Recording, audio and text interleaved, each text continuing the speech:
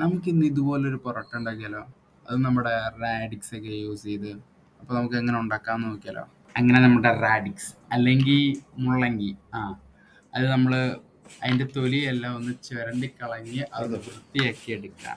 അതിനുശേഷം നമ്മുടെ റാഡിക്സ് കൂട്ടിനെ നമുക്ക് ഈ പാത്രം വെച്ച് അതിൽ ഒരു നൂല് പരുവത്തിലാക്കി എടുക്കുക. എന്നിട്ട് നമ്മുടെ റാഡിക്സ് നൈസായിട്ട് നമുക്ക് നമ്മുടെ കൈ ഉപയോഗിച്ച് അതൊന്ന് പിഴിഞ്ഞ് എടുക്കാം. എന്നിട്ട് അതിൻ്റെ ആ നീര് നമുക്ക് സെപ്പറേറ്റ് ആയിട്ട് മാറ്റി അങ്ങ് വെക്കാം. നമ്മൾ അരിഞ്ഞു വെച്ച എല്ലാ റാഡിക്സിൽ നിന്നും അതിൻ്റെ നീര് പിഴിഞ്ഞ് മാറ്റി വെക്കണം. അത് വെച്ച് നമുക്കൊരു ലാസ്റ്റ് ഒരു പരിപാടിയുണ്ട്. അത് മാറ്റി വെച്ചിട്ട് സവോള, ഇഞ്ചി, വെളുത്തുള്ളി, മുളക് എന്നിവയെല്ലാം എടുത്ത് വെക്കുക. അതിനുശേഷം അതെല്ലാം ഇതുപോലെ കട്ട് ചെയ്തെടുക്കുക. എന്നിട്ട് നമ്മുടെ ചീനച്ചട്ടി നമുക്ക് അടുപ്പത്തേക്ക് വെച്ച് ചൂടാക്കിയതിന് ശേഷം നമുക്ക് എണ്ണ ഒഴിച്ച് കൊടുക്കാം. നമുക്ക് തിളച്ച എണ്ണയിലേക്ക് കുറച്ച് കടുകിടാം. എന്നിട്ട് നമുക്ക് അതിലേക്ക് വെളുത്തുള്ളിയും ഇഞ്ചിയും ഇട്ട് അതൊന്ന് ഇളക്കി കൊടുക്കാം. എന്നിട്ട് നമുക്ക് സവാള അതിലേക്ക് ഇട്ടിട്ട് അതൊന്ന് ഇളക്കി കൊടുക്കാം. എന്നിട്ട് കുറച്ച് പച്ചമുളകും ഇടാം.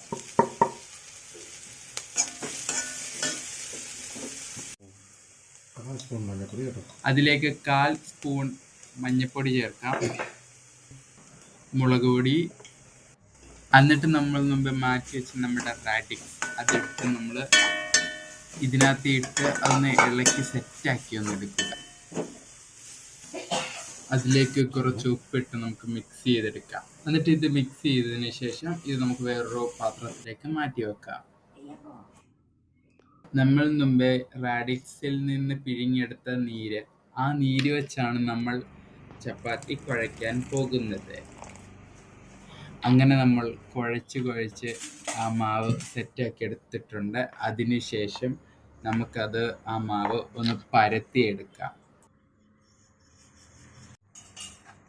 എന്നിട്ട് നമ്മൾ മുമ്പ് മാറ്റി വെച്ച മിക്സ് എടുത്ത് നമ്മുടെ ഈ ചപ്പാത്തിയിലേക്ക് ഇട്ട് കൊടുക്കാം. എന്നിട്ട് നമുക്ക് ഇത് ജസ്റ്റ് അടച്ച് ഒരു സർക്കിൾ ഷേപ്പിൽ ഉണ്ടാക്കിയെടുക്കാം.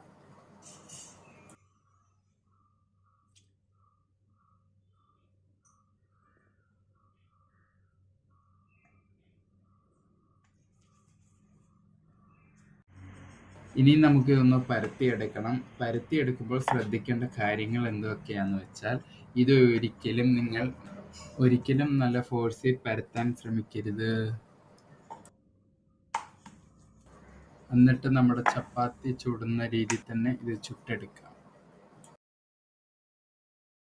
അങ്ങനെ നമ്മുടെ മൂലി പൊറോട്ട റെഡി ആയിട്ടുണ്ട്.